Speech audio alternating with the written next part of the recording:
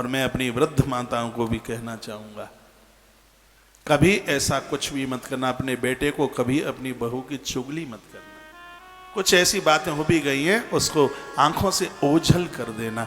तुम्हारी वजह से तुम्हारे बहू और बेटे में खरास हो गई तो मुक्त होना मुश्किल हो जाएगा, बहुत बड़ा अपराध हो जाएगा।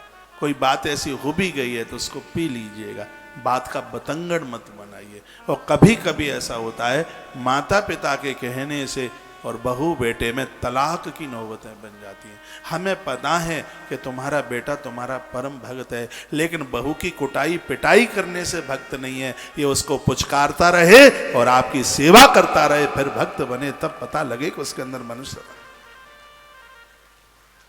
एक कोई मुझे श्रीमान मिले, हमारा बेटा बड़ा भगत है। मैंने कहा उदाहरण?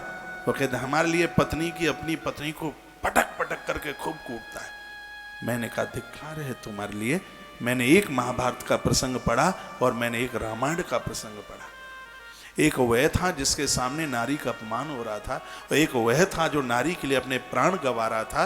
दोनों को मैंने पढ़ा। जो नारी का अपमान देखता रहा वो बाणों की सैया पर गिर पड़ा, और जो नारी के सम्मान में अपने प्राणों को छोड़ रहा था वो राम की गोद में लेट रहा था। जो नारी के सम्मान में लड़ रहा था जटायु राम की गोद, और जो द्रौपदी के अपमान देखता रहा वो बाबा भीष्म बाणों की सैया पर। अरे तुम्हें तो डांट करके कहना चाहिए, खबरदार यदि तूने बहू को कुछ कहा। अरे ये तुम्हारे तो भरोसे आई है, ये तो अपना घर कुनवा तुम्हारे भरोसे छोड़ करके आ गई है। तुम इसके नहीं बनोगी तो इसका होगा कौन? तुम्हारा तो परिचय दिया गया था। हमारी रिंकी के ससुर मान सिंह हैं, और रिंकी के ससुर ही रिंकी को न पूछेंगे तो बेचारी से रिंकी का कैसे जीवन उसको चलेगा। ये भी किसी की बेटी, बस फर्क इतना है कि इसने जन्म तुम्हारे पेट से नहीं लिया है। अपनी बेटियां बड़ी प्यारी लगती हैं, और जिस दिन दूसरी की भी बेटी तुम्हारी लाडली बन जाएगी उस दिन कलयुग में सतयुग का अनुभव होना आरंभ हो जाएगा। तुम्हारा घर बैकुंठ बन जाएगा। सब बहनें तालियां बजा रही हैं और डोकरियों की तो देह में प्राण नहीं रहे ऐसा लग रहा है। इनको अपनी बेटी मानिए, तुम इनको मां नहीं मां से ज्यादा मानिए, फिर घर में रौनक देखिए, घर में आनंद आ जाए।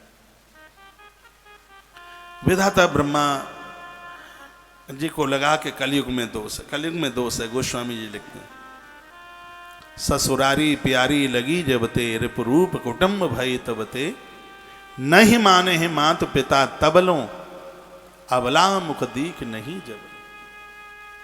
माता पिता की बात तब तक मानी जाएगी जब तक बेटा ससुराल नहीं पहुंचेगा। तो बेटा ससुराल पहुंचा तो फिर तो माता पिता पराई जैसे हो जाते। पराई जैसे क्या, पराई हो जाते हैं।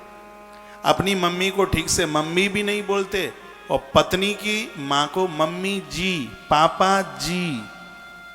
ठीक है जी बोलिए, रोटी में घी और नाम में जी अच्छा लगता है। हाँ, पत्नी की माँ को आम मम्मी जी, उनके पिता को पापा जी। तो इनको जी ना लगा पाए तो ठीक से मम्मी पापा, इनको ऐसे थोड़ा आदर से प्रेम से स्नेह से बोलने, इनकी आप संतान हैं। ससुरार प्यारी लगी जबते रिपुरूप कुटुंब भय तबते, नहीं मान ही मात पिता तबलो अब लाम मुख दीख नहीं जब। एक बार मैं बैठा मैं इंदौर के एक वृद्धाश्रम में गया। वहां जितनी भी माताएं थी, वृद्ध लोग थे, मैंने सबको पूछा। मैंने कहा बेटे हैं?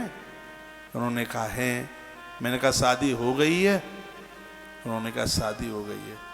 एक मुझे कोई बूढ़े महाशय मिले और मेरी आंख में देख के आंसू आ गए। उनकी 86 ईयर उम्र थी। बैंक में बहुत बड़े पद पर वो प्रतिष्ठित थे। सब पैसा बच्चों को दे दिया।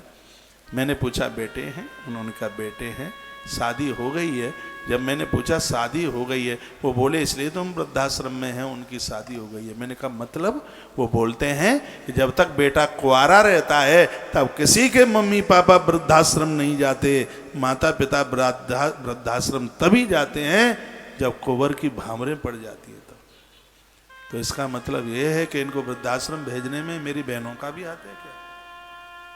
खैर आप तो नहीं है ऐसी, लेकिन कोई सहेली, अड़ोसन पड़ोसन, गली मोहल्ला, जब भी कभी आपकी पंचायत कमेटी बैठती है तो उसमें कभी ऐसी भी बात कर लिया करें, दीदी मेरी तो सास इतनी अच्छी है, भले ही तुम्हें पानी में देखे, लेकिन जब सहेली से बात हो तो अपनी सास की बड़ाई करना।